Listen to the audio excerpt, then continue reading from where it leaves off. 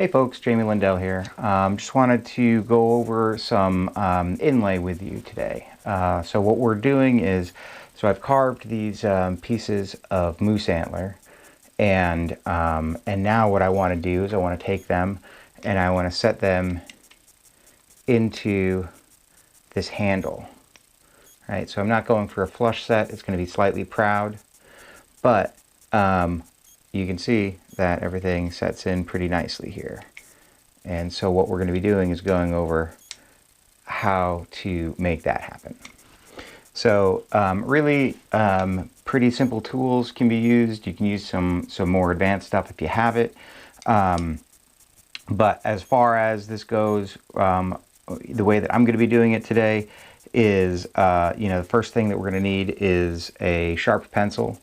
And so once you get everything lined up, making sure that you are keeping symmetry. If you're doing an inlay on two sides of something, you want to make sure that you have it lined up with the piece that you already, the two sides are nicely lined up, right?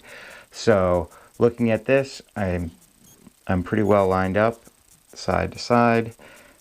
So I got to go ahead and just trace my lines, the outside,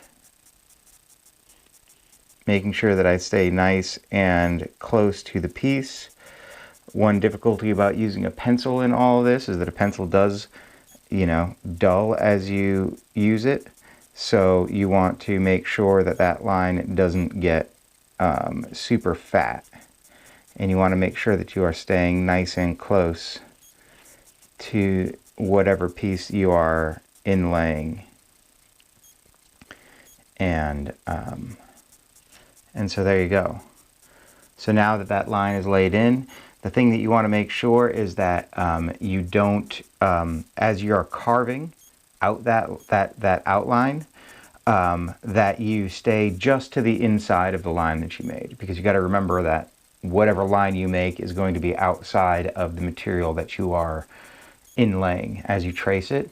So you want to stay just to the inside of that line. You want to make sure that that line stays on the piece that you are carving.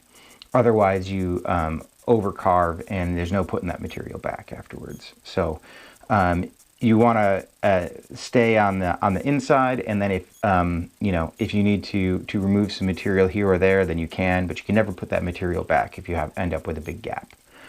So once you have everything traced down, what I'm going to be using today, I have a turbo carver, and so I have a small carbide bit that I'm going to be using just to cut that line in. If you don't have a turbo carver, perhaps you have a Fordham tool, a flex shaft, and so you could use one of these guys with a smaller bit in it. I'm going to be using this to take out the majority of the material that is inside the part that I've carved out.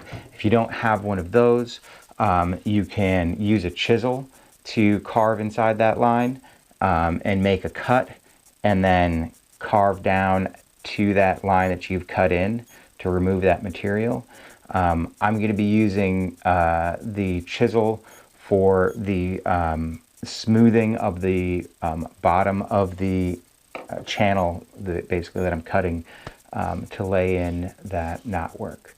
So all that being said, let's take a look at kind of what this whole process actually looks like. Alright, so now I have this guy set up in my vise. You can see my lines. I've already carved some of that, and you can see the lines because I've on the outside here, which is kind of what I'm aiming for. I want to make sure that I preserve that line as I go through. And then as I carve, I'm just, like I said, making sure that I stay on the inside of that line, and I'm making nice smooth lines as I go.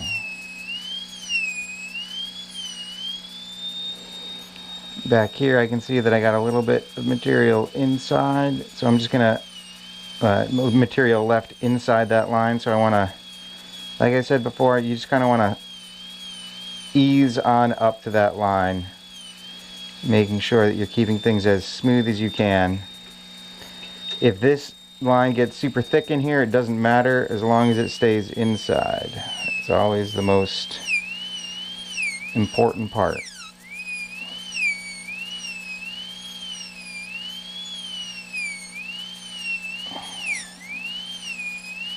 And so then we just keep on going till we're all the way down.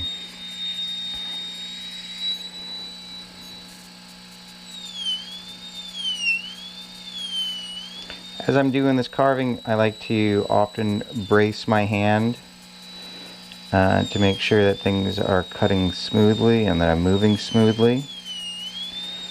The other thing that you want to keep in mind is the angle at which you're holding your tool. Whether it's a chisel, whether it's a turbo carver or whatever, the angle is important, because if you're coming in like this, you're cutting in a chamfer, you're cutting in an angle, right? And then it's going to be harder to make that that angle or that cut come up to that line. So I try to be as vertical as I can as I'm cutting.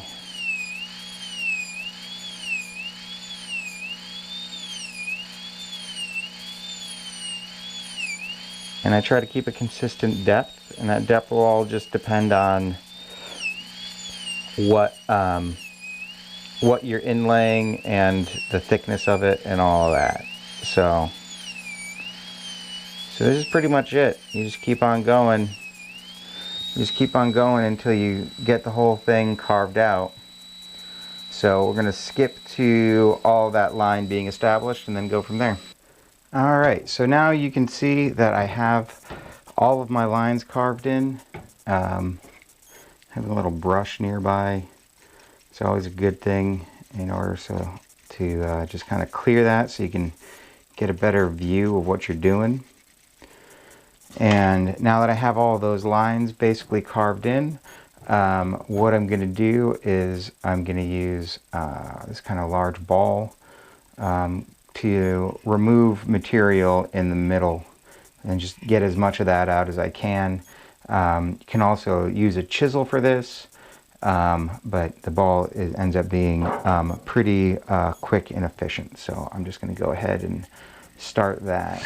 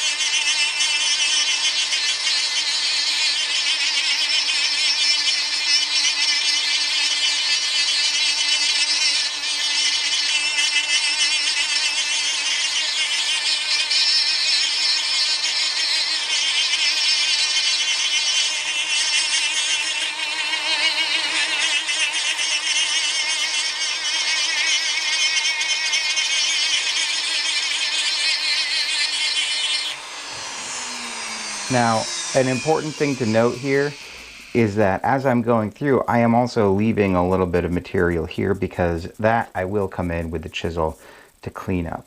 So as opposed to going through and carving every last little bit, what I'm going to do is we'll just go through, and so at this point coming in, you just kind of have that little bit, and you want to make sure that you keep this under control, as much control as you possibly can, because it is easy for things to slip and for you to gouge whatever project it is you're working on, and then you cry a little bit because you spent all this time on it.